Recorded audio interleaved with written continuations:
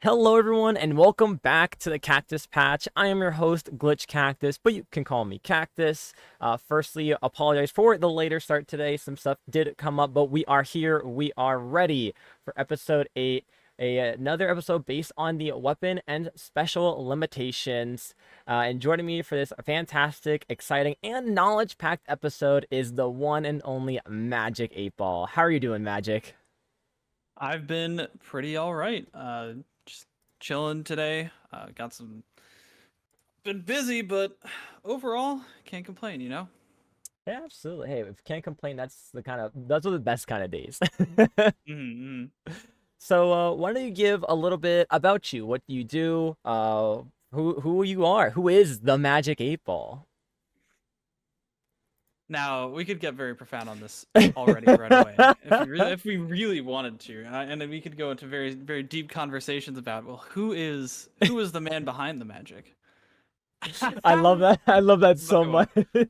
Um, I generally do a lot, and that's kind of my whole thing. I've done commentary, I've done TOing, I've done coaching, I've done playing, I've done content creation. I tried to do even like video editing for a little bit, but like I don't know about all that. Felt. Yeah, no. Anything Splatoon related that can be pursued, I have pursued. That's awesome. And I think you're going to LTC soon. Correct me if I'm wrong. I'm running it. Yes, sir. That's right. For those who don't know, Magic helps run so many amazing LAN events, as well as even helps on online tournament events there. So if you're going to Low Tide City, say hi to Magic. Magic's gonna be there. I'm gonna be there. I'm gonna get a picture with you, Magic. I still gotta give you that All right, hug. bet. Yes, Told yeah. you. Frame one, I see you at Low Tide City. It's gonna be awesome. Oh, It's are gonna be you fun. excited for it? Oh, dude, it doesn't feel real yet. I can't believe it's literally next weekend. Yeah, I'm right there with you. Like it's been hitting me like a truck, and just because I've been focused on like 500 other things, uh and also since I've done this enough times at this point, like it's just not even phasing me. Yeah, it's just like, yep, nope, another land under the belt. You know how it goes. Mhm. That's awesome, though. What are you excited? This is gonna be like off topic for the episode, but what are you most excited for Low Tide City? Honestly, there's a lot that's shifting right now with Hmm. lands, and I'm excited to see how this one happening will bubble outwards, right? Like there's this is the largest western land, and we've beaten Breeze, and nobody can even tell me that now. Nobody can be like, oh, Breeze is bigger. No, none of that. It wasn't even bigger than Riptide last year. Um it's really just one of those things that it's so big, and it seems like things are only going to keep getting bigger, that we're finally starting to reach the point where it's like, wait a minute, there's actually things that are there's actually significant amount of interest and I hate to say it, but money being put into things right now Hmm. that are pushing this towards like more of a proper esport, which can be good and bad, which has its positives and negatives, right? Yeah, of course. But commentators are getting paid this time. Ooh, shout out commentators.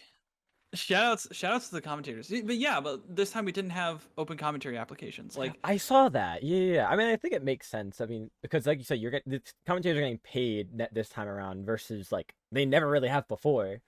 yeah, So I mean, I could totally see how it'd be like what you guys. I think it was like said it's like an invite kind of only, or like they ask certain commentators. yeah, no, it was invite only, right? And this is how Hmm. Smash does it, Yeah, right? yeah, Is of course. they've got a list Yeah, of people, and they go and ask them, right? And exactly. even on like the back end of that, right? That's shifting too, because you normally it was the TOs who handle the commentary stuff, but started at Genesis, we actually just had level 1 take care of that instead of it being focused on the TOs, right? Because I Yeah. mean, reality, that's it's kind of outside of us, right? Like level 1 knows what they're doing. They have enough people that are involved with Splatoon at least tangentially to understand like, hey, this is a good commentator, this isn't. And even then, like there could be someone that they know that wants to do Splatoon that's actually still really good and can, you know what I mean? Like Yeah, I get and it. that's part of that shift, right? Yep, exactly. I think the other thing too is that I mean, we have two really good solid brand name teams that are coming to this event in Yes. Moonlight and Starburst. You've got Mickey Mart, who is also like relevant, especially after Genesis, Yep. and you've got Prickly Pear Limeade, which is going to be a baller roster that could probably go like very very deep. Um, and obviously I'm not biased, of course, but Yeah. like just so many strong players are attending this LAN, Yeah. right? Like in comparison to Genesis, and this is not to knock down any of what happened to Genesis because that was a fantastic tournament. It was a great breakout performance for those players, but I mean, this is a stacked event. Yeah. This is stacked, and really that kind of like level of like up there competition. I mean, it was there at Riptide, right? Yes. Yeah. But now it's becoming more standard that like twice a year, low tide and riptide, there is going to be solid competition and there's going to be a decent amount of cash on the line. Mm-hmm. We have 340 entrants. First place is walking out of there with $3,000 Oh my probably. god. Yeah. That's insane to think about. That's That's it's insane. a nice paycheck to the bank for a Splatoon event. Oh my goodness. Yeah. So just all of this stuff is kind of pushing us to this as I called it a critical mass. Mm-hmm. And we actually had Siren and I had who was the other organizer. We had a conversation with the head organizer of Low Tide City, Trey, and we had a good conversation with him where he like broke down a lot of what these numbers will look like for how much it costs us to run and rent all this equipment and rent the production crew that is level 1 and what else goes on inside of it, right? Like how much does it cost to rent the venue and everything. So I think eventually what we're going to see is that we're gonna start being too big for these Smash events. Wow, that's a crazy thought. I Right? yeah. Right? But it's not that it's how do I want to say this? It's not that we're gonna be too big for these Smash events, The but we're venues aren't getting big to enough the for it. point.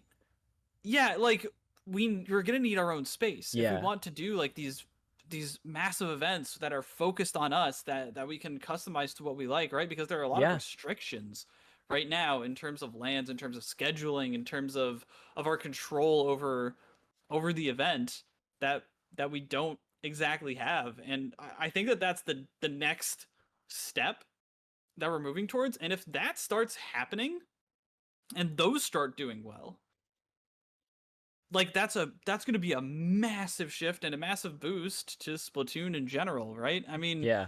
the World Championships happening, period, has already given so many people. I mean, thank goodness Jackpot won, right? But it's given so many people the opportunity to do so much more, right? Yeah. Madness is partner now. Yeah, I saw that. Thank He got goodness. I think yesterday, finally after being called 13. Yeah. So funny. Oh, So funny. catch a break twice, by the way. Twice, I'm Mm-hmm. pretty sure. It's called it's under 13, even though provided valid information, they are clearly not. So, yeah, I mean, Oh it's giving Splatoon is giving these individuals the platforms they deserve and have been grinding for. I mean, even after like God. Mm-hmm. Worlds finished up, they each went on Twitter saying, they reached the ultimate goal, and that's to become a world champion. And now that they have that title, they can start pursuing different things. I think it was Jared and Madness that wanted to start pursuing content creation. I Mm-hmm. believe Leafy and Q are just taking a break to focus on other things. I think Valorant was mentioned in there somewhere. Yeah, like Madness is streaming Valorant right now, Yeah. which is very funny. So Uh, yeah, I mean, it's but incredible. like especially with Kyo getting as big as he's gotten, especially with Yes. Sendao giving us the infrastructure I think that we needed desperately for a long time to really make sure. Sorry, my dryer's It's going off. okay. It's a banger tone, so it's okay. Thank you. The infrastructure that we need to like really cultivate our own community that's separate from just these in-game constraints that we have, and just there's so much going for the scene right now because of the platform that we have with Madness, Kyo, Jared, Chara. Um, oh my God, who am I thinking of? But I mean, just IPL and Dapple in general, right? Like there are Yes. so many people that have a good reach. Dude, right? Like these are people that, because when you look at like CS:GO, Hmm. right? The reason that it got so big over such a long period of time is because there were so many people that were involved and then backed out, but were always like tangentially interested in it, right? Even Yes. if they weren't competing, even if they weren't, right? But we haven't had the time to really build that kind of thing up. And now we have that with a number of content creators that are tangentially at least looking back in on competitive Yeah. and kind of like at least directing the attention there when talking about the game, right? And Yeah. that's that kind of natural growth that's so key for esports.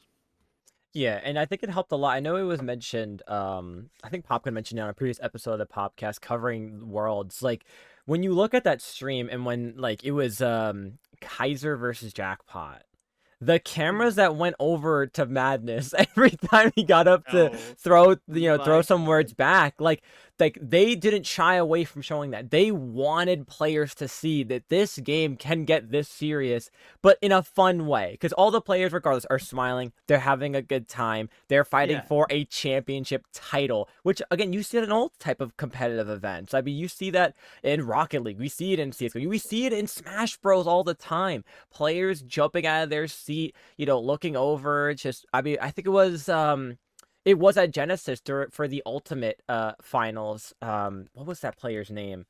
The one who's, I know he's not signed to anyone, but started beating out all these players who are signed to teams, just throwing up their like the game signs for, like, I know FaZe, Liquid, just Oh yeah. yeah.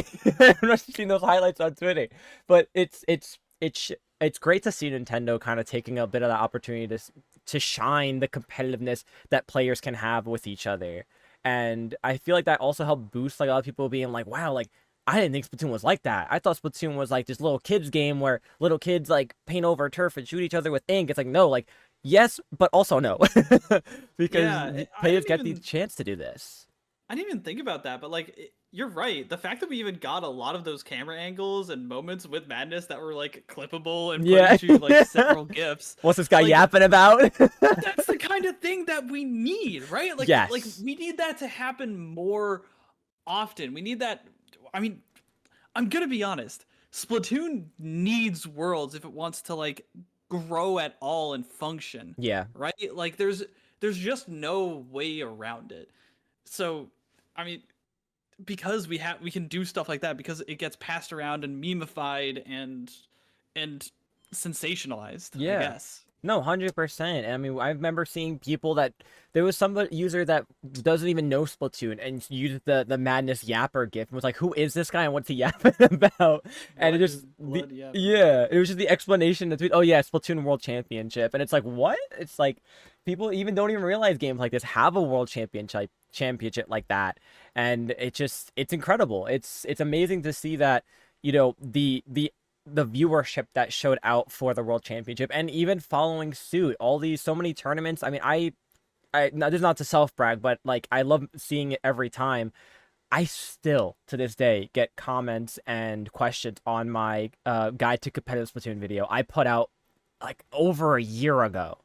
Mm-hmm. And it, to me, knowing that there's players out there that every day are looking this up and still trying to get into this game competitively and ask questions in hopes to find their own team. A question I got last week was a player wondering if there are teams out there where they're okay with players not talking over VC. And I was like, yeah, absolutely. And I love being able to give that player like the knowledge for it, but it goes to show that players want to get into competitive any way they can with any limitations that they might have.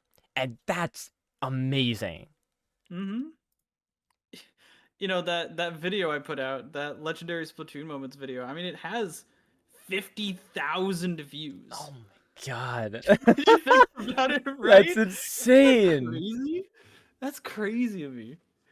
And Chara's one of his Chara's older videos, he recently got 1 million views. To think a Splatoon Really? video recently hit 1 million views about, I think it was like the special combinations, like worst and best specials, I think it was. Like there are players out there that probably don't even know competitive Splatoon and probably saw that video or are like, oh, that makes sense from a competitive standpoint because Chara likes to kind of toss in the casual versus competitive side for a lot of videos, which is great Mhm. because it introduces that. Chara and like even Squid School are great bridges into casual and competitive, and seeing that really allows just people's eyes to widen up a little bit, the potential that a game like this can have, and we're constantly seeing these numbers rise. And that brings me to a point that I really want to make, and I think is going to be pertinent to the rest of this discussion, actually, is Splatoon, as long as these players keep playing, as long as they're constantly talking about it and at least tangentially involved and they're still interested, Splatoon is going to be fine. Mm-hmm. We've got such a devoted fan base. We've got so much room to grow, and the people are passionate enough that are working at this right now, as well as like just how many good things we've got going for us. Splatoon is going to be fine as long as the players keep playing, Yeah. right? Absolutely. I mean, players are half of the battle that makes this happen. The other half, of course, being our TOs. Without TOs, we wouldn't have our weeklies, our monthlies, the, once a years of like the Ink TVs and Ludi seasons. We Mm-hmm. without both sides, it wouldn't come to be. But, players help push it out. Players help try to grab their friends into these games that might be interested in other competitive games or just want a taste of competitive. I mean, we see that with the tournament that Off the Dial runs. It's dangerous to go alone. That combines different levels of players into one team. Those that are really experienced and those that have no idea what a good kit looks Right. like. So Oh, it's amazing to see just those worlds clash and share that spread, and I love it. I love seeing it. I love the direction we're going into, and it's just gonna get bigger from here. 100%. And that's, to me, that's why special limitations and weapon limitations are at the very least important to discuss. And that's why I want to, that's going to be my segue. I was like, that's a solid segue there. I give you props to that one. Yes. So the main purpose of this episode, right? This episode we have for the podcast is to talk over the weapon limitations, and special limitations for tournaments. So the first question I had was just limitations to tournaments, like as a whole. How do you feel Mm. about them? Just like, in Like, what context? so like them happening, like that, like us finally putting them into place or trying to, like, do you feel like it's a good thing, it's needed, it's something that should have been done, like, just how do you feel about knowing that there's limitations finally being put into place or attempting to be? I have been saying that something like this needs to happen for a long, long, long time. Right? Yeah. Just just so many reasons. And I'm very glad that it's finally at least being talked about in a way that's not just dismissive. Mm-hmm. Right? That's being talked about in a way that's not just, oh well, maybe one day, right? Or Yeah. maybe in the long run, or always along those lines, right? Now it's being, at the very least, we're sitting down, we're having these conversations, and people are taking them seriously, right? Yep. And as much as we want to talk about screen, right? Like, Yep. and how much of a disaster that whole fiasco was, Yeah. it did prepare us to have that conversation, to have all of these conversations, Yeah. which, again, that was, and that's a completely separate issue. Mm-hmm. But at the end of the day, people understand, like, we can modify our rule set. Like, this is a thing that we can do that can be widely adopted by the community, and that's okay. It's not gonna ruin the game. It's not gonna ruin people's chances. It's not gonna ruin Jackpot's chances at winning the world championship, Yeah. which was a point that I got so many times about screen and deviating away from Nintendo's rule sets. Like, that's what are we talking about here? This Yeah. is about players. Yes. Yep. It's about the players that play in these tournaments and practice for them every single waking moment they have throughout the day. The players that play in the SOSs, the Triton Cups, the Proving Grounds, the Low Winks, like these are the limitations we have for tournaments that are played in all the time, not the once a year, if we're lucky, qualifiers that mainly turf war for the first day, that any team can get the top 8 or top 16. I can vouch. I was back when I was a Div 8, just randomly got into the top 16 for a Nintendo qualifier because I just was good at turf war. Like anyone, it can happen. And, so what if you can't use screen, or let's say, or or double Zuka in a random tournament that is run by IPL or Dapple? If you want to run it in a Nintendo tournament, fine, sure, like no one's gonna stop you. But at the end of the day, we have to think about what's not only enjoyable for the players playing, but also the players watching and the commentators talking about the games. I've seen it time and time again when I would even commentate tournaments, just the almost boredom of seeing the same comps over and over and over again. There's only so many times you can appreciate a good long range pencil shot or a 360 Zuka shot across the map. Now, I think there's an important distinction to make, and this is something I wanted to go into when we talked about the different tournaments that happened. It's not that a new meta won't develop. Mm-hmm. Right? In fact, by restricting things, you actually probably end up specifically creating a more easily definable meta. That's not the problem here. And I think that that's the difference between the Kyo and Chara events and what happened in Proving Grounds. Because for context, I did watch some of Kyo's tournament, I did watch some of Chara's tournament, and I did watch some of Proving Grounds. Mm-hmm. You could tell that Chara's tournament, Kyo's tournament were about preference. Were about, like you said, not seeing things become stale. Yeah. Rather than doing things so that even when a meta develops, players can still, at the very least, feel like they're not bashing their head against the wall, feel like they're not deviating from the principles of competition within the game, right? Yeah. And I think that that's really what was encapsulated by the Kraken cheese. What's encapsulated by Zuka, right?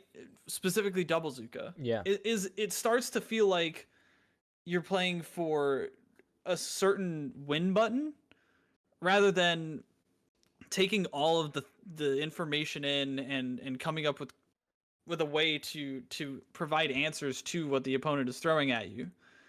And I think that that's an important distinction to make when we talk about weapon restriction, weapon bans. It's not that players are bored, right? Like that should never be the reason for a ban. Yeah.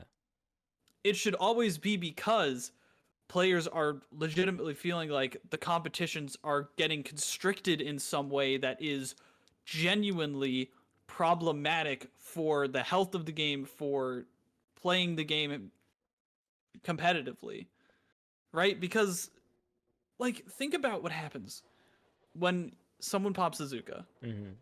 I mean, you have to literally sit there behind cover for, what are we talking about, like 7-8 seconds? Yeah, roughly. If they don't pop them all immediately, you're looking, 7-8 seconds for all 3 shots to hopefully not hit you in your direction.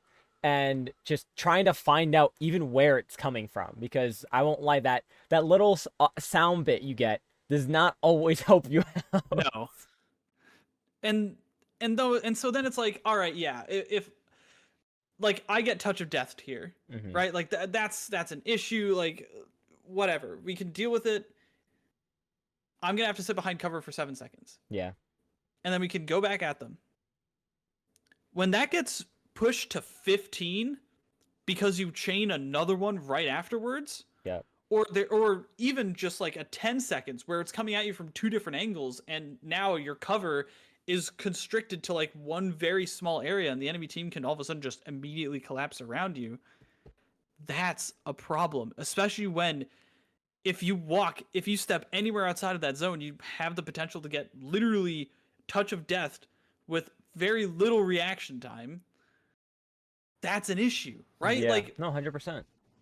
people are comparing Zuka to back way back in Splatoon 2 during the early like broken Stingray meta. Hmm. Because that's what it feels like. Yeah. You're sitting behind a wall and all of a sudden this giant death laser that can go anywhere on the map is pinging you for like I think it was like 8 damage a frame or something. Oh, thank And it's God. like, what do you do? Yeah. But even then, you could at least like dodge. You could at least pop armor. You could do something, You had right? counters. You had counters. You had at least something to do. And eventually, yeah, they nerfed it in a way that made it at least not ridiculous, so that you can't just sit behind the spawn barrier and shoot it from there, because people were literally just running double stingray, popping it from the spawn barrier, and like death raying it. Like it was ridiculous. Yeah. And people are comparing the feeling they had during that meta to the feeling they have during this one. And that's such an issue. Like that's such a huge issue, right? Yeah.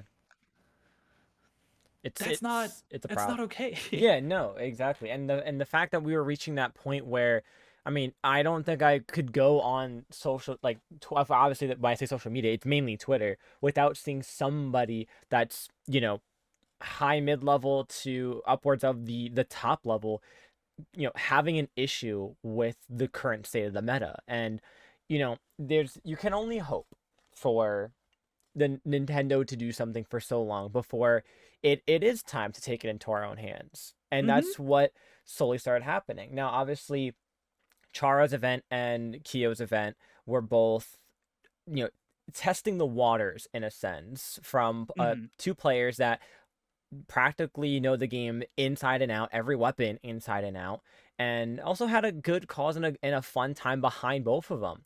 And I remember watching majority of both of those events, and to see the chat's reactions to like any weapon you can think of being pulled out, to see the commentators even. I mean, of course, Kyo's was just Kyo, shouting a lot, Yeah. but it's just there was actual enjoyment and question behind a lot of decisions made, and that's what we haven't had in so long because of the current state of the meta.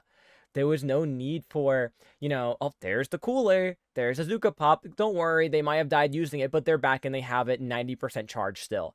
It's like, no, now it's like you get punished if you, for once, actually don't have a cooler. If you do, you're putting it on a weapon that might not get cooler quick enough. And Mm-hmm. there's no Zuka spam to have to hide for those 15 seconds, giving up practically the entire map to the enemy team. It's a thing too where like I doubt most of the players who are spamming Zukas are enjoying it. Yeah, Right? no. Like Yeah. does it feel nice when you get a double kill on Zuko when like you shouldn't have? But like most of the people's reaction is often just going like is like a laughter. It's like a chuckle, and it's like I can't believe that just happened. Yeah, Because it shouldn't. Because exactly. everyone knows, including the player that popped that special, that in that situation, that outcome shouldn't have occurred. Yeah. Right? Like that's if that's the reaction that players are having to popping the special, to using it, then how can it feel good to people on the other side? Like it's it's not fun. It's not fun for anyone involved, and it's breaking the principles of the game because their concept of risk and reward is so much more volatile, is so much it gives them so much more room to breathe. Like it turns the game on its head. Yeah. And that's something we haven't had. You mentioned it before that using something like double Zuka, it wasn't a plan, right? It was, if anything, using double Zuka cooler was pretty much the staples. That was easy button to win any game you wanted. Yeah. Because you don't have to put two and two together to make that comp work. It's literally cooler up, special spam your Zukas, and you're most likely going to win 90% of your games because that's just how it was. What team is the better special spammer in that situation? And now, taking kind of points away from the first, Charo's event and Kyo's event into Proving Grounds, we saw what that was like. We saw what players actually had to think with their comps. Think of counters after each round they went through against another team, and no longer almost read their minds, know what they're gonna play because we don't have that option anymore. Like, as someone who has genuinely watched, played, commentated the game for 70 years at this point, that looked like the Splatoon that I know. Right? Yeah. And I've dealt with some crazy metas at the end of the day. I like legitimately. I've played through the best and worst of it. It looks so much better with the Proving Grounds rule set. I'm just from the little bit that I watched. Yeah. That looks like these players are having those mental back and forths that happen in a Splatoon match, rather than what we see when we have people just spamming cooler, popping double Zuka, and mashing their faces in. Right? It feels like it's better just to watch, even just to watch. And I'm very curious to see what kind of feedback Popgun and the rest of the team at Proving Grounds got on the rule set changes, because I mean that is going to determine it. Yeah, and It's like, I know that Steel Guild put out the form for players to vote into it, and considering that Proving Grounds tested out the waters with these limitations, right? I like to think that this was the first official production tournament to put something like this into place, right? It wasn't a tournament that a top teammate or a lower level player that put together with some other friends to run, and it succeeded. I mean, I remember just reading throughout the chat and engaging with the chat, the enjoyment and the being able to watch what we were watching and have a good time seeing what we were seeing, and not thinking, oh, there's a Zuka, you heard it, oh, there's a Zuka flying across the map, oh, the Zuka took out the inkjet, are we surprised? Like, it was incredible. It was like a breath of fresh air. Exactly. And at the end of the day, it's not like we can't prevent something like this from happening again. Right? Yeah. We can let's talk about the elephant in the room. Obviously, is that, oh well, the patch came out and everything is changing now. Okay. And right, like, yeah, no, exactly. how are we going to look to the future and say, well, first of all, how can we just convincingly say that things have changed for the better now? First of all, right? Because, I mean, just for example, the endgame of Splatoon 2's meta, I mean, people were worried about double K-Gal for a while. Yeah. And then all of a sudden, Riptide 2021 happens. Things change for like 2 months, where all of a sudden we're in the best meta of our lives. And then we get to double missile. And people are shitting on the game for the rest of its existence. Yeah. It's not like the fact that this, I mean, I'm going to call it a limp patch.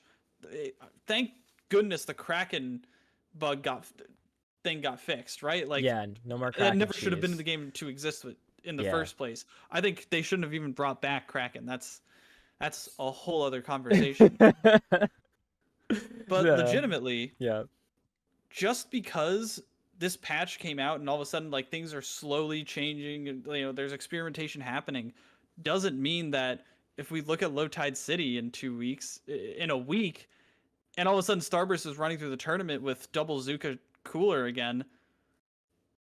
Like all I'm saying is that yes, things can be changing, but we won't know the full extent of it until we see another big tournament, and that's going to happen in a week, and then come talk to me.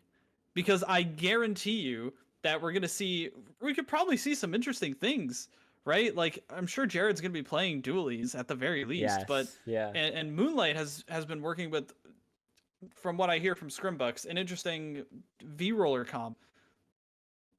But that doesn't mean that this whole double Zuka thing is going away, right? Like yes, teams can be experimenting with things, but at the end of the day, people are going to find something that's potentially even worse. Yeah. No, 100%. And it just takes time to find that. I mean, thanks to Jackpot incoming back from Worlds, we found out that Japan's Splatoon runs double screen Yeah.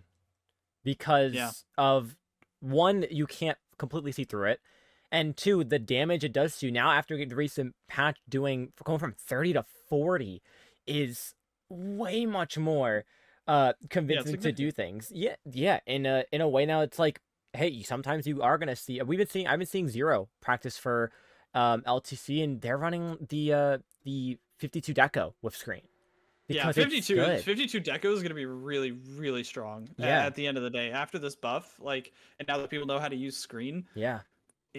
it's really strong. I've been seeing some. I coach Drexel, Hmm. and just seeing the impact that it has is kind of crazy. Yeah, and at some point, obviously no time soon, but the hope is eventually we'll have that the last fixes that maybe are happening for players for screen that Mm. will make it in a sense a little more viable. Because at the end of the day, I feel like players aren't using it for what it does to somebody when they go through it. It's the advantage it gives you of just being there, right? It's like whale when you're using whale to fight with. Yeah, it's like it's there, and sure you can get hit by it here and there, but you can still dodge it for the most part. But it's knowing it's there and it could do something to you that makes players want to jump out, I not mean, go it's a towards it. great displacement tool, and it's a great anti-range tool. Yeah, And you'll see it get popped against specifically Pencil a lot, and it actually can do like a significant cause a significant amount of problems for Pencil, which is fascinating when you think about it. Like all of a sudden the anti Pencil answer was in front of us the whole time. Um, I don't know. I still think even if teams aren't running double Zuka anymore, it doesn't matter to me. hmm, The fact of the matter is that there's still a chance that something like that could happen, and if we seriously want this game to be good in the long run, we have to implement a no dupes rule.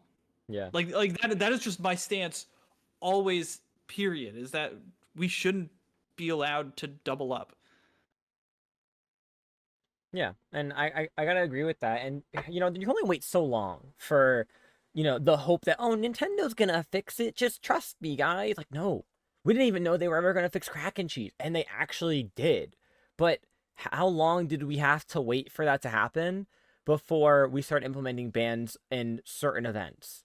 I know there was at least 3 different tournaments that ran no Kraken cheese or no Kraken on Clan Blitz before finally something happened by Nintendo to take rid of that opportunity that for it to be Yeah. used like that.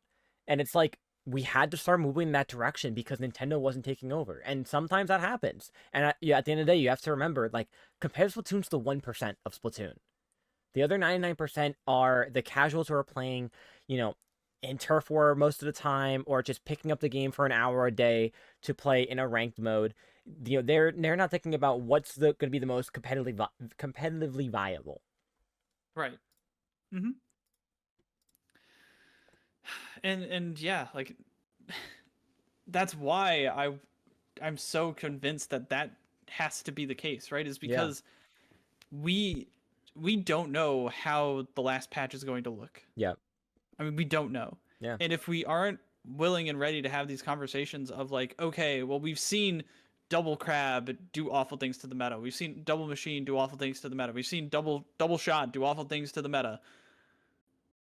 Why can't we take all of these data points that we've seen, even extending it into Splatoon 2, and take all the data points and say, okay, well, the worst metas that we've seen are specifically when we have double ups of weapons, of specials. Why don't we just prevent that from happening? Right? Yeah, no, exactly. Like, is that seriously that hard to do? It's not going to constrict players' weapon pools, because most of the time a dedicated shot player can just play shot, and the other shot player that isn't a dedicated shot will be fine switching off to something else like 99% of the time. And we could prevent literally every single awful meta that we've had in the flick of a switch if we just implement no dupes. Yeah. I don't understand why it's not that simple. Yeah. Because it proved with Proving Grounds to be a fantastic, to my like eyes, a success. Without the double Zuka spam, it allowed for so much more to open up. And sure, it took us how many double up metas to get to it, but now that it actually is in place, it turns heads a little bit. It's like, no, wait a minute, I liked watching that. I actually liked playing that. I didn't get double Zuka 24/7. And then that brings the question, like, a lot of players will have, well, I wonder why we didn't do this with crab meta or the Booyah meta when it was double crab, double machine. Yeah. And it's like, that's something that, sure, those came and went. This is one of the longest stale metas we've had in a while for at least Splatoon 3's lifespan. Zuka's just been reigning king for so long, longer than the crab meta. Yeah. And that has to do with, I know Gus made a fantastic video talking about it, where it's an endless like circle. You have Cooler, you have Zuka, you have, I forget what the third one was. I think it was like the pencil shot, and then it was endless. You take care of one, it'll take care of the others. But if you don't you have to figure out which one you want to take care of. Ideally, it's like you take care of Cooler, because that will stop most likely the spam of wanting to run double Zuka. But then there's also the fact that Zuka has insane hitboxes and insane damage possibilities, so then you also have to take care of that special as well. And it's just, that's too much to expect to be changed. And that's when seeing tournaments finally take place into putting these changes out there, where it's like, all right, let's limit to one Zuka. At least you only have one special that can do insane damage to you from across the map to worry about. And it looked positively received.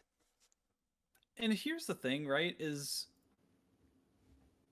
Nintendo, and because I'm going to talk about S2 bans, because I know you wanted to talk specifically about this. Nintendo has done this thing in the past 2 games where they have just, even the past 3, where they've locked themselves into these insane design pitfalls with Tacticooler in this game, with Ink Armor in the last game, and then Bubbler and Kraken in the first game. Right? Where you have these specials that are just monsters to balance. Yeah. Because of the ways that they impact the game. Right? The Cooler is either going to be weak or strong. There is no in between. It is either you do not pick it, or you pick it on every single map mode. You have to have this. It is your defensive bastion. If you do not have it, you are going to get run over. And they've done it with every single game so far, right? They did it with Armor, because we've seen the same balancing issue with Armor, right? Because you talk about that circle, like, all right, well, you squash one bug, the other one starts popping up and starts tickling your toes. Like, they did it with Armor. Yep. Because when I saw that point on bans in Splatoon 2, I was like, well, you can't ban any of the specials, right? Like you could argue that you should just ban missiles, but then how are you going to break through a team's armor? You could ban armor, but then missiles are just going to be even worse than they already were, right? Like, you could ban bubble blower. I think that one would actually gain some traction, but like, Yeah. it's one of those things where everything was so unbelievably strong, and everything was a nuke basically, Yeah. right? I mean, every single special in that game was basically just a giant explosion, except for like Stingray, armor, and oh, there's one other special that I'm not thinking of. Point being, like everything was just a giant nuke, and so you had to have armor to survive anything and make progress, Hmm. right? And that's the design hole that they found themselves in. Yeah. And now in this game, we stopped having armor and instead we have cooler, which is somehow even more frustrating because now consequences are just non-existent at all. Yeah. It's so obnoxious. But at the end of the day, it's like one of the only defensive options that you have against Zuka. And that's a crazy way to design your game, right? Yeah. Is we need to make this strong and then this strong so that they counteract each other. What? Why? It's bizarre. I Yeah. seriously do wish that we had no dupes in Splatoon 2 though. Because again, it's the difference between getting missiled once and having to wait for 8 seconds and dodging to the left and being like, "All right, now we can go back in." And then having it happen again.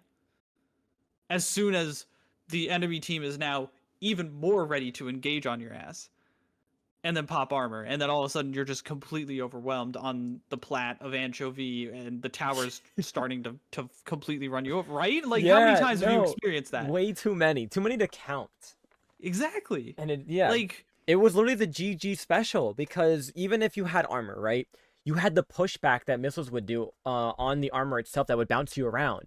So it literally was like a tower GG special because it would push you away off the tower, kind of like how if you when you be able to shoot off a Kraken off of tower. That's why it's not too viable on tower control anymore. not to mention, like, the most obnoxious design choice that they ever made in the world was giving missiles a one-shot hitbox, which never should have happened. Yeah. Ever, period. That's the most ridiculous thing that they could have thought about when designing that special, but they decided to put it in anyways, and that's... Oh, I have so much beef with missiles. Put it in, and they also brought it back. Ugh. But they were able to change it to be at least not overwhelming completely, Yeah. right? Yeah. No, 100%. And yes, that is eventually they got to that point, Mhm. but that doesn't mean that it didn't ruin the competitive experience for years. 2 years. Two Yeah. years we had to deal with people spamming missiles. Like, that is so long to deal with the meta, and that's honestly probably why we saw, I mean, alongside COVID, that's probably why we saw such the decrease that we did, was because missiles just ruined that game. Like, that game, at the end of it, like, eventually you could figure it out. If you, after playing it for 2 years, you could, like, have an idea of the rhythm of the meta, and at least it wasn't that far off from what Splatoon normally was, at least Splatoon 2. But it was such a slog. Yeah. I mean, remember when they announced the missiles came back in the announcement trailer? I don't think I saw a single person not angry or upset or frustrated sharing it on their YouTube clips, their Twitch clips, Twitter. You even like I'm pretty sure like when players use Instagram, you saw Instagram reels of players being like, "No, missiles are coming No, back." please. It was so funny because it was a combined issue, not just for competitive, but even casuals. Because Mm-hmm. even casuals had the problem with it because anyone could pick up the K shot and blast you with 15 missiles in a single game. And it's like, because, special charge up, why wouldn't you run that on K shot to get the missile spam? And that's honestly why I thought Splatoon 3 was going to literally not have this issue, was because it felt like a lot of the specials were designed in a way that wasn't just press button, go zoom, go die. Like, it felt like a lot of the specials were at least better designed in that way, right? Like Crab, it felt like, oh, you have so much more control over it now. It's not like it's just gonna just auto kill you with no effort on the enemy's part. Mm-hmm. And you would think that that would be better. And to be fair, it is when things are balanced, right? Like I Yeah. don't think anyone's arguing about Crab now. Like, yes, was it a disgusting thing to deal with at the beginning of the game? Yes, but it's at least tunable to be in a state that it's fine. And it Zuka was also fine, but they decided that they didn't want it to be fine. Apparently, Yeah. it's so obnoxious. Like I don't understand it, and that's why, like, that is why I want to see weapon bans continue for the future. Mm-hmm. Is because at the end of the day, we don't know what is going to get buffed by Nintendo and left there alone. Yeah. And we at least have to be ready to prevent the game from going into that catatonic state that Splatoon 2 was, because it was. Splatoon 2 was in limbo for so long because Nintendo left it to be unsupported. And we're approaching that mark on Splatoon 3. And the same thing is going to happen if we don't do something to put ourselves into a better position for the player base. Yeah, and I know the biggest concern that I know a lot of players even still have regards to weapon bans is the unbanning, right? Because a lot of times, and Popkin had a great conversation about this on one of his previous podcasts about, if you're going to ban something, you have to be okay with if something does change to unban it, whether that be it's from Nintendo or players discover something new that can be used in the game to counteract what was banned in the first place. Mm-hmm. And I know I talked to I was talking with a couple players for a team I coach, Calamity Forge Neo, about the topic in general of weapon bans, and some of them were concerned that like looking at other games, right, that ban certain weapons, they kind of get stuck in this endless loop and log of banning things consistently, always changing it and switching it over. But the one thing I liked to counter with when we would talk about it was we have a lot of amazing individuals that are on our staff for tournaments across all of them, from low level to the top level, and they know what these other games are doing, and they also take a lot of that into consideration. They even look at our game and think of all the possibilities that can come up from Nintendo's sake, from even just player idea's sake, and it's having the will to say we can ban this for X amount of time, but one day there may be a time that we do just unban it, and now, of course, it may not be well received. Some players might think stuff should stay banned, but if the unanimous says that I don't have a problem with this anymore, I'm fine with it, I'm okay with it, it's gonna give the green light to be unbanned, and that's something that I imagine is thought of very thoroughly. Is that okay? We can ban this, but we have to be ready to unban it if there is a really good probable cause to. I mean, it happened with Kraken, right? Yeah. PG recognized that it got fixed, and it's fine. And honestly, the TO Guild obviously put out that survey, right? Yes. Yep. That should be probably monthly. And in a perfect world, it would be monthly. And obviously, that's a lot of work. And unfortunately, the people who are willing to do that work are burning out. But I mean, at the very least, it should be every 3 months, right? Every 3 months, take stock. Be like, have things improved, right? Like, do we think that Double Zuka can come back? And just at the very least see what's going on, right? And I'm very curious because the guild is going to come out with some more things soon. Mm-hmm. I'm very curious to see what other tournaments pick this up, because I legitimately think that more tournaments should pick this up. I really, really had wished that we had been able to get restrictions like normalized in time for low tide. Yeah. Because at the end of the day, like I'm on my way out. I'm at the end of the day, I could keep trying to fight this fight, but I think there's better things to do with my time. Uh, but at the end of the day, I really want to see what would happen at a LAN with that restriction. Okay, yeah, absolutely. 'Cause LAN's different, and for those watching that may not have been to a LAN, things work on a LAN. Things Yeah. that you can't fathom working when you play online, or even when you're connected through an Ethernet. Like my biggest example for that is of course Brella and 10. Like they actually work. Stamp even too. I remember when Keen used Mm-hmm. it at I think it was the first Gridlock, the New York's LAN. It actually worked, and it was insane to see it actually function properly. And it's like, whoa, that special looks so good. And it'd be so interesting to see a land. Hey, Gridlock 2024. I might have to hit up the people at Metro. I don't know if Power and Pico would be down for that, to be honest, Listen, but you could if try. Pico will put Zone's Bluefin in the map list for Big Dapple 4, I'm sure anything is possible. Oh, That too was funny. chaos. But I mean, yeah, that seems like an amazing idea to even just test out. What's the worst that happens, right? Is that players say, "Oh, you know what? It felt better," or I didn't like it that much. Like it's not gonna hurt us testing it. And that was one of the questions I did have is like for like what is a future tournament that you'd want to see start picking up these limitations. Obviously, Proving Grounds tested it, and it seemed pretty good. I of course you mentioned a LAN would be a fantastic next run to start implementing some of these limitations. I guess online wise, what may be another tournament that you'd love to see start picking this up? Cactus.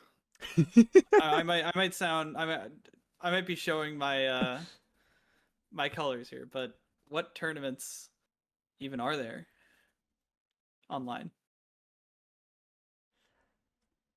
I mean, 2 minute account if you really look at it. If we're talking, production wise between Dapple and IPL, looking at Triton, Squid Junction, SOS, Low Ink. Um, I know Minnow Cup still is running around. I see. See, here's the problem, right? The question becomes not even what tournaments are there. It's which one should even try it. Because I watch low level tournaments when I have the time to. And a lot of times they're during times where I have my own scrims or tournaments going on. And low level's not worried about these things, right? Because they can get away with a Hydra I would running. argue that. I would argue that actually. I think that low level is actually where it's more contented. Really? In Okay. fact, that's low key sneak peek of what the guild found. But Okay. Okay. I mean, I like can see the even vision why though. I could even see why. collegiate, like the collegiate team that I coach, like Mm-hmm. they're like, yeah, no, double Zuka is like such a problem. Like it's so bad. Interesting. The fact that it's bad down there Yeah. is like it's crazy That's insane to think about. because it's pervasive. Anyways, Yeah. uh, I think that Triton Cup, I want to see at least one weekly do it, and I figure the zones weekly would be a fascinating test Mm-hmm. to do it on. I think that Triton Cup should. I mean, like if we have Proving Grounds doing it every month, then maybe not Squid Junction, but like I'd be interested Yeah. to see if they picked it up, what it would be like. Mm-hmm. I could understand if SOS doesn't want to, right? But I think that like I would hope that one weekly picks it up. That way we could have like comparison points Yeah. between different weeklies, between the Proving Grounds and Squid Junction, right? Because those are the two kind of like equivalencies. And I'd want to see Low Ink try it. I know they never will because I know Brushstrokes, and he's a bit of a, I don't want to say uh, reserved, but like he definitely does not want to rock the boat, Mm-hmm. And that's fair. and that's Can't blame him for fair. that. But I mean, I can imagine Toma and FTIU will, and that's going to be interesting as well to see how if participation picks up, if there's good feedback for them. So I think that like enough tournaments will Mm-hmm. that it'll be interesting. I like that. I think seeing the span across the different skill levels throughout our competitive scene, because theoretically, to me, my personal opinion is that it breaks into 4 levels, right? Low level, Yeah. mid level, top level, and high level, then top level. Yeah. Um, and it's really, it'd be interesting to see. It'd be interesting to view and see what we see from these different levels. How do they feel about it? Does it affect them how much does it affect them, right? Obviously it will affect in some way. It's just how. And what are their something I like to think about is what are their weapon choices going to switch to, right? Because Right. each level is going to think of different things that they can do that's going to be able to switch up weapons that they want to pick. Low level is going to have different picks, whether that's based on more fun ideals or more competitively viable deals. Same goes with mid level and even high level. There are going to be some weapon choices that they're going to want to select and they're going to want to choose that are going to whether be more comfortable for them or they feel they're finally get an opportunity to shine because, like, hey, this is good, this weapon is good, this kit is not half bad, but I haven't been able to use it all this time because Double Zuka takes over, and if we want a win condition, it's gonna be Double Zuka because it's broken and it works. Now, in an ideal world, what I would really want to see is specifically a Splatland circuit. And this is something that I really have only talked about in private circles. I haven't really thrown this idea out there, but I mean, have a series of online tournaments, have a series of LAN tournaments, and then at the end of the year, whenever we decide that is, like, have the players play in person somewhere really cool and high production value, et cetera, et cetera. But that would be there would be so much that goes into that. Although, thinking about the numbers now, we might be able to get away with it.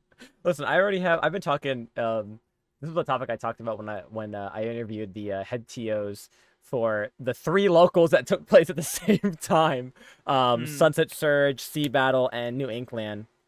And I remember even like tossing it up to Pepe like way before too. And I still need to talk to a Metro Inc. about it at some point.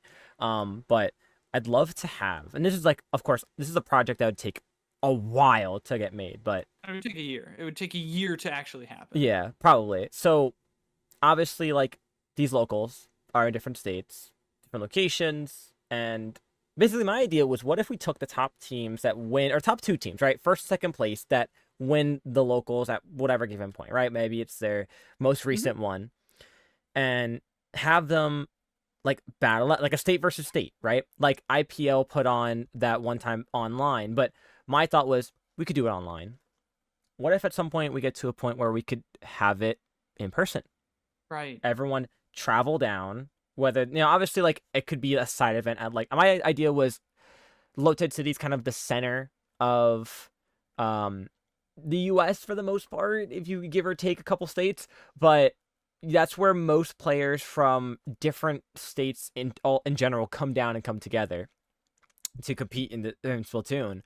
And, like, could you imagine the side event or that attraction of just, state versus state at a LAN, right? And, like, yeah, doing it online would be cool, but I feel like in person would just be so much better. But that's just me blabbing about it. I know. Like, what I would really like to see is and I don't know if we're coming back to Big House, but at Big House, if instead of like the normal tournament, it's just like the top 8 teams from the circuit come and play at Big House, and it's specifically like a spectator event. Yes. Right, and we go specifically on spectator, and we do like big production value. I wonder if that would actually be more cost effective to do. It would just be an issue of getting the players there. Yeah. But anyways, yeah. like, wouldn't that be so cool? Yes. Just that the idea of just those 2 ideas is just, it would be amazing to see. And another like knockoff of like that state for state I have is, like, obviously, like, sometimes you can't control like timing and everything, right? There's gonna be times where, like, the middle of July could work for players in New York, right? Because that's when we're having gridlock, but that might not work for players who attended Sunset Surge in Arizona.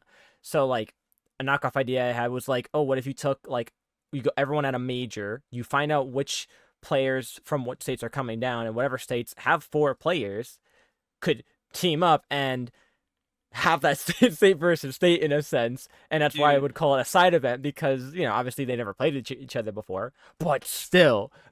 I've never solved this, but I've always wanted to try and figure out a crew battle format for Splatoon. And I Oh, just don't know how it would work. You know what I mean? I think Like, so. because do you know what crew battles are in Smash? Um, I'm gonna say yes, but explain for chat. Yeah, explain My for chat. gamer is not cultured. My gamer's not cultured. I'm Crew uncultured. battle. You've got 20 stocks. Okay. Oh, I'm specifically talking melee here. You've got 20 stocks, right? Yeah. So, first player from one crew goes up against the first player from the second crew. If, let's say, a second crew gets knocked out and the player from the first crew has 2 remaining, the second crew sends up another player, and the first crew has to keep on that first player. And the Oh, second crew can pick which one that comes up, but yes. the next match that they have, the player from the first crew has to keep their old stock count. Right? Yes. So he I has know to what do you're talking twice. about. I just didn't know it Mm-hmm. was called crew battle. That's right. And because they pretty much stay on that life. So Yeah. they're trying to see if they can effectively go through as many players as they can on that life. Yeah, exactly. Oh, how would that work? Right? That's Oh, if there's one thing that I never actually did in Splatoon, it's successfully run a crew battle, quote unquote TM. But yeah. like, how would you even do it in Splatoon, right? Because it's not a one-on-one game. Like, how would that actually work? There would be way too many ways to do that. But Yeah. I figure maybe we could figure it out. But the reason I talk about all this is because right now we don't have anything for top level. Yeah. Like maybe Sendow's tournaments once every season that Sendow has, which Yeah. is arbitrary. But it's like there's nothing super consistent. There's nothing with good production value. I mean, the Ink TV is not coming back, Mhm. you know? Yeah. And luckily there's enough knowledge that was passed on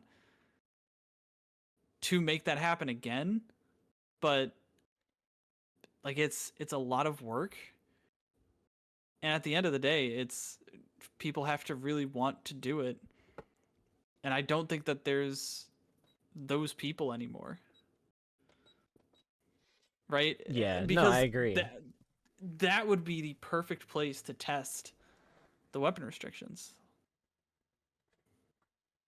Yeah. And Without that, like, how do we properly gauge yeah. how the game will look at the highest level with restrictions? Like right now we can't.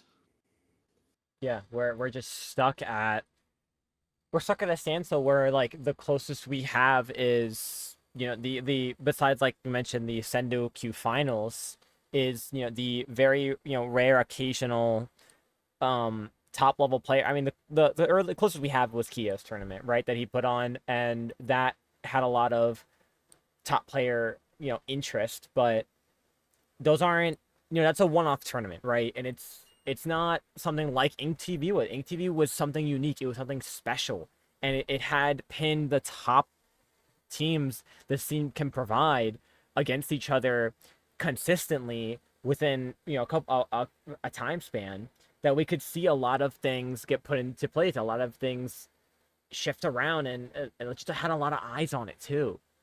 I know, And dude. Can we talk about Ink TV for a second? Like, I don't absolutely. know, being in the throes of that, like I was busy with so much crap, and I feel like I really couldn't enjoy it.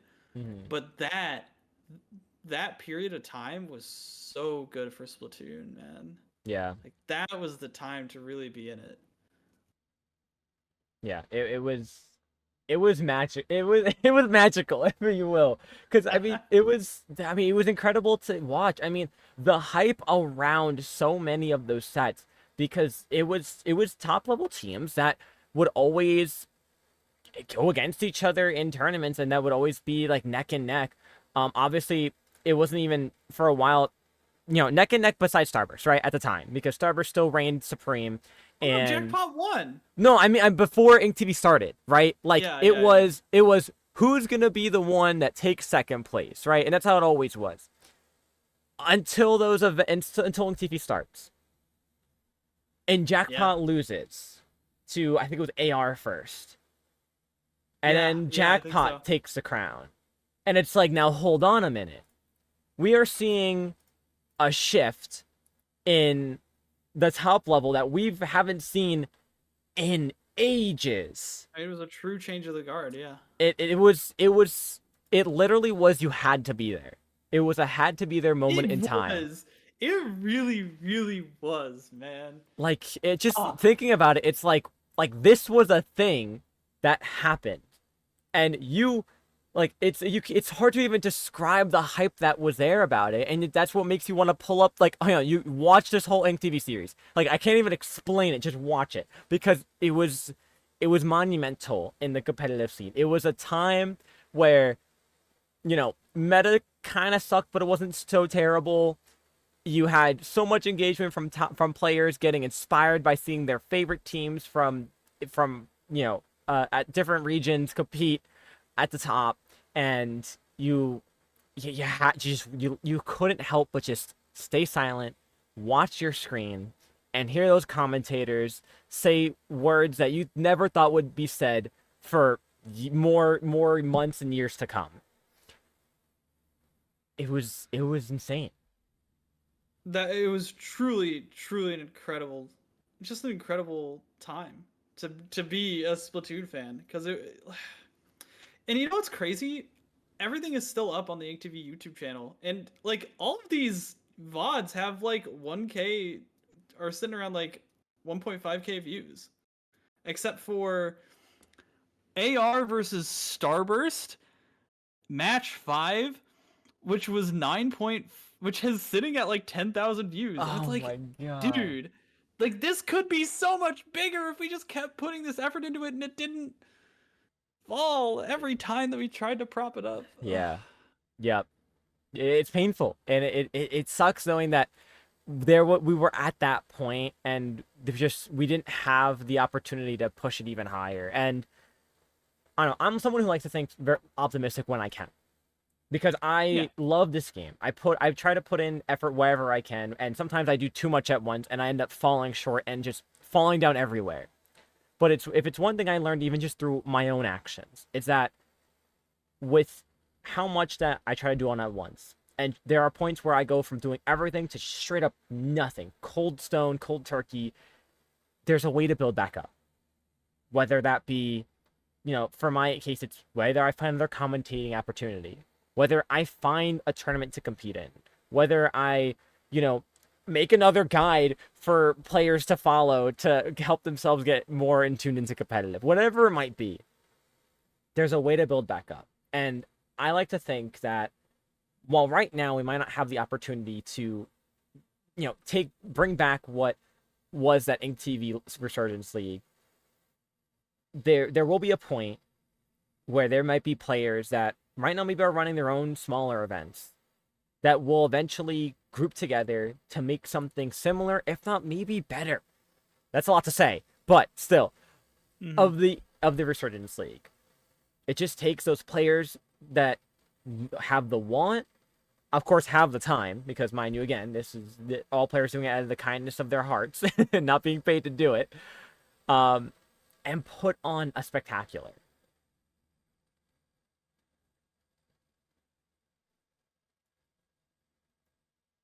Now my brain is, now I'm thinking about this again, and I don't want to think about this because I want to be done with this game. I'm Oh, sorry, but I'm Magic. thinking about the numbers. If we just had a pay to enter league, it would work. It would work. It would work. It would work. If each player just decided, hey, we're just gonna, like, we just need $50, just $50 a player, and I know that players can do it, and that would be such a good way to convince top level. Hmm. But nobody wants to just fucking bite the bullet and put a pay to enter league when it would literally be the easiest thing in the world to actually start something in Yeah. the scene. Yeah. Oh, I feel like it would spark a lot. I think what it is okay, I'm brainstorming, right? This is brainstorming off of that idea. yeah. Um, start small, right? Like I'm thinking Smash, right? When players would come to those like each other's houses and play in those Yeah. mini events, what are they putting in? They started off with like $5 they got from a paycheck. $5 that could get them like half, back then like a full deck of gats. Um, and it grew from there. That $5 turned to 10, 15, 20, 30, 50. At some points when it comes even larger, maybe even 100, right? Now I'm not saying I don't even think Smash gets to 100 anymore at that point because that's just insane. But who knows, right? But it's the potential can be there. And considering like the prize pools for our events are getting larger for majors, I mean, like you said, like Low City potentially is running upwards towards 3,000. Gridlock has a starting prize pool of $1,000. Like we're getting prize pools for events that are a lot larger than it would have been a year ago from now, or a year ago in the past. Cactus, I want to do some math. Let's do math. I was bad at math, but That's okay. we can do math. What how many teams are usually in DivX of Ludi? 12, right? Roughly 12, right? Yeah. So what's 12 times 50? Well, what's 12 times 4 times 50? $2,400. That's just to start.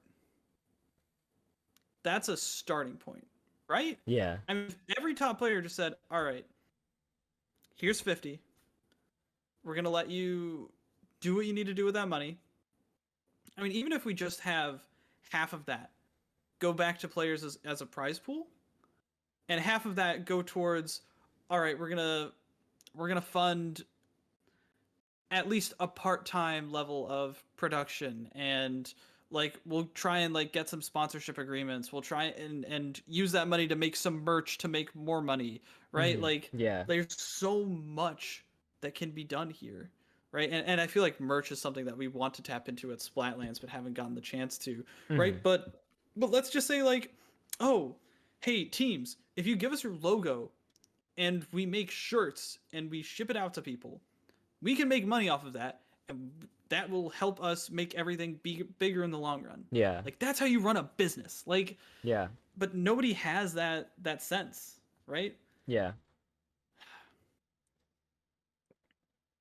It is also there is also the other side of the coin though, right? Is that should we be incentivizing things with that much money? And this is kind of the thing that I want to end off with. This is kind of the topics that I had at the end of Proving Grounds. Yep. Um, this is a grassroots scene.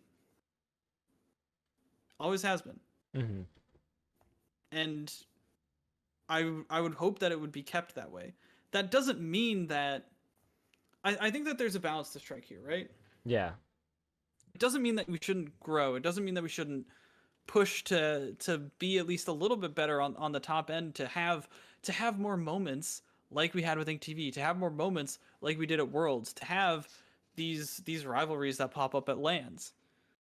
Right? Those are good things. They create intrigue and community around it. But do we have to completely switch the lever and try and become esports, right? Mm-hmm. And it's kind of something that I've been like alluding to in some of my conversations recently. Mm-hmm. But it's one of those things where it's like esports is cutthroat. Esports is bent Yeah. on making money. Esports is a business, right? Yeah. And will it take some business sense to get Splatoon to a point where it's at least, interesting and engaging again and worth it for players at the top level? Like, yeah, because we live in a society. Um, But Yeah. at the end of the day, like I said, Splatoon will be fine if the players keep playing. It doesn't mean that things can't get bigger. It doesn't mean that we can't crowdfund, Hmm. right?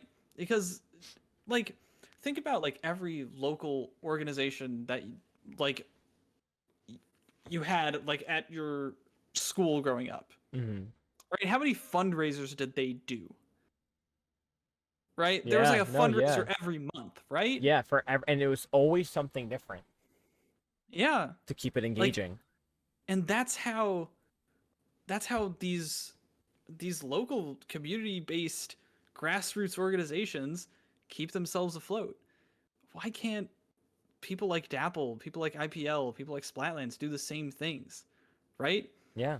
Because at the end of the day, it creates more value and more interest and, and more back and forth between community members and community leaders, right? Like having shirts that we could give to the community would be so much fun. It would make it more interesting. It would make it more engaging. It would be like, oh yeah, I'm a Splatoon competitive player. Here's my shirt that like I can sport around that like only like a few people will get ever, right? But I can be proud of that, and it's something that gives back to the community as well as is something for me to be more engaging and to think about it more often and be proud of that. You know what I mean? It's this back and forth that we don't have right now that would really be the lifeblood of pushing the scene to a better place. Yeah. No. Absolutely. It all starts somewhere, right? All it takes is one person, one group of people to take an idea like this and run it, right? And Mhm. I always like to think what's like what's something small to get the ball rolling, because that's how you cause the snowball effect. It takes one little thing. Like maybe like with obviously shirts would be fantastic. It's like maybe even at some point, you know, jerseys, right? Think of sports. Yeah. They have jerseys for teams and people rep the players. But what if you started pins, stickers, maybe even like Hmm. mugs, right? imagine, Mugs. I imagine would get your buy a competitive Splatoon mug. right. Give me a Imagine jackpot mug, dude. like that would be incredible, and that's a small start that it just takes someone with just a little bit extra free time that they might have, and the willingness, and obviously a little bit of the business knowledge behind it to get things rolling, to get that started and get the engagement. And it's like, hey, buy a mug for your favorite team. That those funds can get put, split into making more for of those mugs, and then also pushing towards like a price pool or Hmm. production, you name it. And I know it's doable. And we might not be there like at the moment, right? But I know it can be done. And it just takes the right time to find out when and how. Obviously, I mean, the how for the most part, it's like, oh, you just put it on a mug. Like, you know what I mean? Start the Yeah. business aspect of it, right? Because that's the part that it's always the hardest part. Oh. And I think the time is now, right? Like, I mean, Yeah. lanes are getting bigger than they ever have. I mean, that would be the perfect place to do something like that, you know? Uh, but I know that that person is not going to be me, Hmm. and I am okay with that, Yeah. right? Yeah, Like, absolutely. I I feel like for a long time, and this is something that I really do not talk about often, Hmm. but I had a family member pass away when I first got into competitive Splatoon. It Hmm. was right at the beginning of 2017, and like I had so much going on in my world at that point Hmm. that I needed some escape, Yeah. some community to be a part of, and Splatoon was that for me. And it turned me into the person that I am today. Like there's so much that I have to be thankful for, so many friendships and it helped me be more empathetic. It helped me grow skills that were important. Like I'm so much more comfortable in front of audiences and cameras now, and that's because I talked over my gameplay on Twitch.tv in 2018 just because I wanted to. Yeah. You know what I mean? Yeah. Just small things like that, right? And because of the organizers and everything, like I wanted to give back in some way, to guide this community in a direction that would be beneficial for it, that I felt I could make good decisions for this community. And so I wanted to try and achieve that. And I feel like now I have, I don't want to say like done my fair share, but like that's basically how I feel. Is like I've done what I needed to do Yeah. to truly give back to that, and to continue on this awesome community that helped me when I needed it and will help others when they need it. Yeah. I mean, from the outside perspective, for someone who's only came into the scene, the competitive scene of things, pretty much like the start or a year in to when COVID hit, like being able to see how who the figures are in the community, right? Coming from pretty much the ground up, not knowing a single thing, to, you know, being somebody that's in the community in almost every step possible, minus production. I'll get there eventually. I'm not there yet, eventually. But I can say, from seeing you at almost every major I've been to even just casually having talks with you on social media or in messages, like, you've done so much for the community.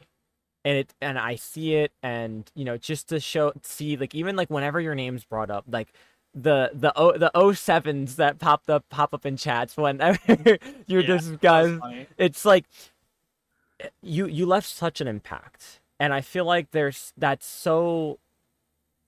just such a heartwarming feeling, and I want, like, just me personally to say thank you to you, because I've seen it, other players seen it. You've done so much, and it shows. And not only have you changed things for the better, but you've left such a mark and imprint on so many players and on so many events that, like, when you announced that you'd be stepping away from just the comp scene, which again, do not blame you for at all. um it's truly just seeing, like, the overwhelming support of players that support your decision, and we're gonna miss you, and just knew who you were and the things you've done. It's just, Mhm.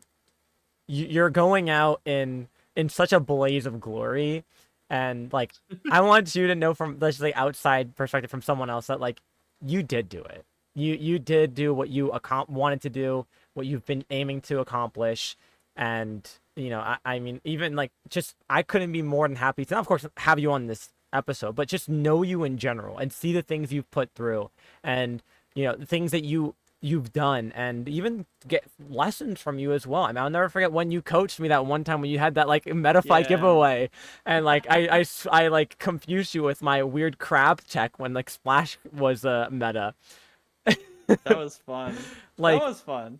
it was beautiful, and it was amazing, and, like, it's those moments that I cherish with, like, with anyone, really, just because that Right. I see those people as that do something for me, whether that be in my regular life or just for competitive, or you name it, that just did something that changed the way something worked, something was looked at. It's just, thank you. No, thank you. Because I mean, and that's what I love about this scene, right? Is that we can just have conversations as people, and like we don't have to play any weird politics. We don't have to, like, nobody's coming up to me and being like, I'm your biggest fan, man." Like, Sign my no, that forehead, is never Magic. what I want in my life. Please. Please never do that. Well, can I have you sign my arm at Low Tide City? No. No, No, I it will was worth not the do that. shot. It was worth the shot. Ugh. Uh, but yeah, no. Thank you. Thank you for always listening to me yap and just being a good dude as well. You know, you're doing all the podcast things, you're doing the content, you're competing and bringing the energy to lands, and like that also doesn't go unnoticed. Yeah, I won't. I'll try not to hurt the chairs at Low Tide City this Please time. don't hurt the chairs, dude. We're gonna be in the ballroom with actually do hurt the chairs. What? I want Smash to see it. Oh, say less. Listen, that's all you had to say. You just had to give me that okay. Chairs will go flying. You have my word. Handshake. Oh god. Virtual handshake. You got it. Oh man. Too fucking funny. But yeah, no. That I guess that brings me to the last part that I want to like cover as a conclusion, right? Yeah.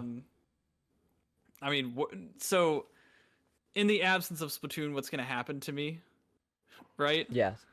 I've been posting a little bit on Blue Sky, and I know I've posted about it on Twitter before, but like, I probably do want to, if I stay on the internet at all, it's either going to be in game dev or as just a community organizer, and probably I don't want to say like a political activist, but like something along those lines, just because like I feel like that's so much more important just in my life, in the world in general right now. Yeah.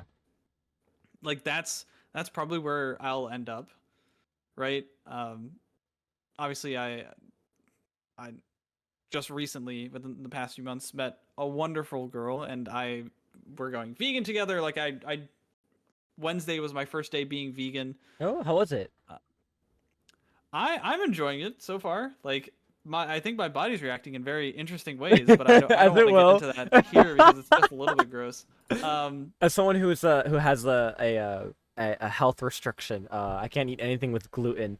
Yeah.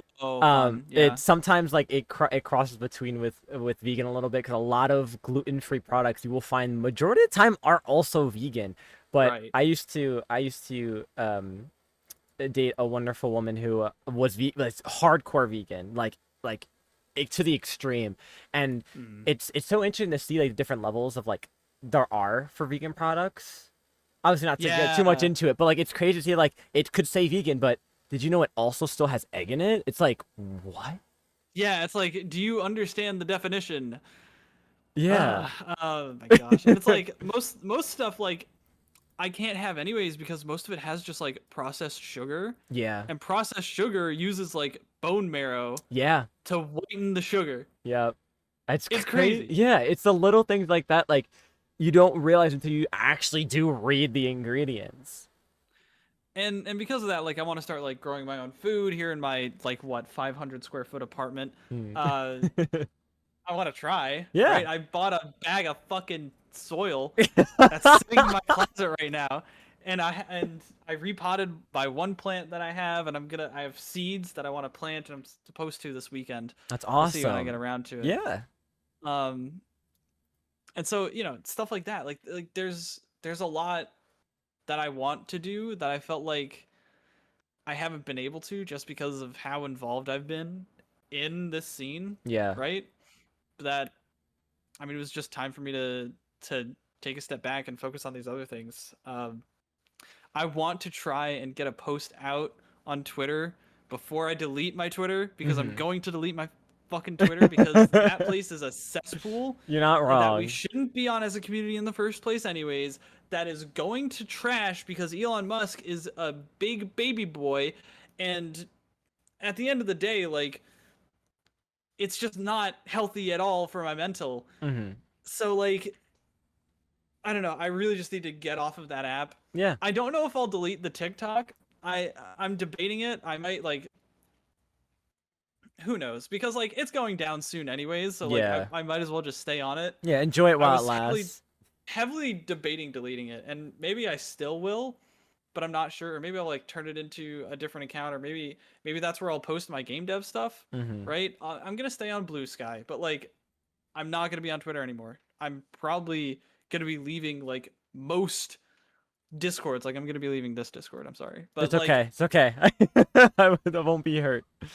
I'm gonna be like, Yeah. the only things that I will really be doing in Splatoon is gonna be coaching Drexel until they don't want me anymore. In which case, then I'll just probably back all the way out. Like, I, it's not that I have fallen out of love with the game, Mm-hmm. because I can still appreciate it, because I still enjoy doing commentary and stuff like that, but I think there's a lot more important things that I need to do right now, as well as things that are just more important, like morally, for me to do right now, that I want to focus on and that need my attention. Yeah. And that's kind of the state of things. If people really want to still follow me and see me like posting random stuff, like follow me on Blue Sky, right? And I'll probably be doing a lot of like game dev stuff there, as well as just posting about normal life and stuff. But I mean, I will probably rarely post about Splatoon from here on out. Yeah, and validly so. I mean, you deserve the rest. You've put Yeah. so much effort in, and I mean, we cannot thank you enough for what you've done. And I'm really happy for you to hear that you have such a solid a life plan ahead of you for the next foreseeable future. I mean, that's incredible. That's awesome. I mean, it's great Yeah. to hear. And it's not a bad thing. And you know what? I feel like it's a good thing to be able to take a step away from something that you were so invested in for so long. You know, Right. like sometimes it's good to take that break. You know, Splatoon is, I'm sure it's not going anywhere anytime soon. I mean, Splatoon Right. 4, before you know it, it's gonna be probably knocking on our doorstep. Like I said, it's always gonna be here, Yeah. right? Like, the lands will carry on without me. Like, we've got people who are training now. We got Brush and Seekant, who are gonna be very solid TOs, and like, I know that these these people are solid. These players will be fine, and I need to focus on trying to make the world a better place so that I can play video games without having to worry about that. You know what I mean? Yeah, exactly. And no one says you can't come back. Okay, maybe don't come back to the competitive side. It's, maybe watch, but for your own good, stay away from the Uh, competitive. no, I Uh, mean, probably the ways that I'll step back in is either content or commentary, mhm. right? Yeah, absolutely. Maybe, But that yeah, would be years down the line. yeah. If this podcast still goes on, I'd love to host your welcome back party. Let's, you know what? If you're still hosting this by the time that I decide to come back, like, I will do that, no questions asked. Let's go.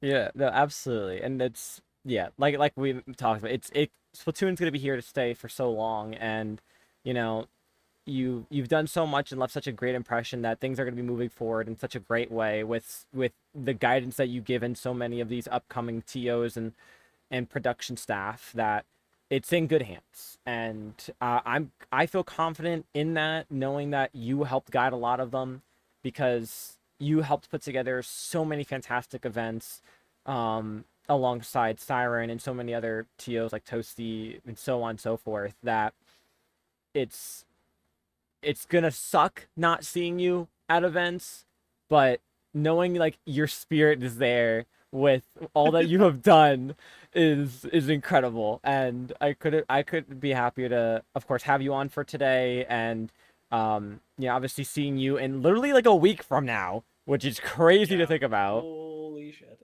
Because I haven't even started one single prep for my trip, so Dude. that's Fun fact. We still have to seed the tournament. no, We man. have a schedule. We have Okay, the schedule. that's We good. just need to make the graphic.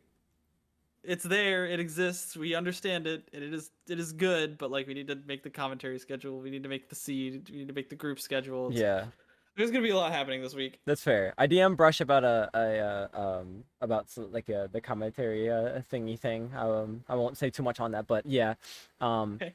I'm sure you know, but I'll probably send you the image because it was really funny. Um, Okay. but yeah, so that's gonna be awesome. That's That's cool. So that should help a little bit.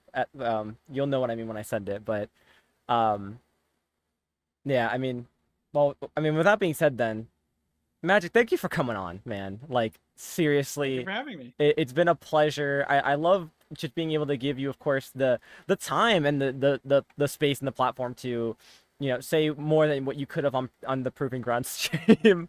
Yeah, um, because and I yeah, had to commentate over the yeah, just a games. little bit, right? Just show what the players are there to watch. Oh Um, my god. but it's from I remember when we had the interview for when the guidelines came out, and even then that was amazing. I loved your enthusiasm for that. I always love just being able to talk to you about so much. So as we start to round things off, Magic, who would you like to shout out? Could be yourself, could be anyone. The I'm floor gonna is all shout out. yours. I'm gonna shout out MomoCon, which is gonna be streaming a $1,000 prize pool tournament, uh, the last weekend of May, when there's only 4 teams signed up. If you want a free $1,000, go sign up for MomoCon right now. Second, I'm gonna shout out Siren, obviously, and everything to do where she's been doing with LTC, and she has been literally the reason that I've been able to get through this last tournament. I want to shout out Kbot, who's been my OG TO mentor, who's a commentary mentor, and who's been a great friend to me for a long ass time. Um, I want to shout out Ray's my coach, because he is truly the goat, one of the top minds of the game, and I know he's gonna hate me saying that.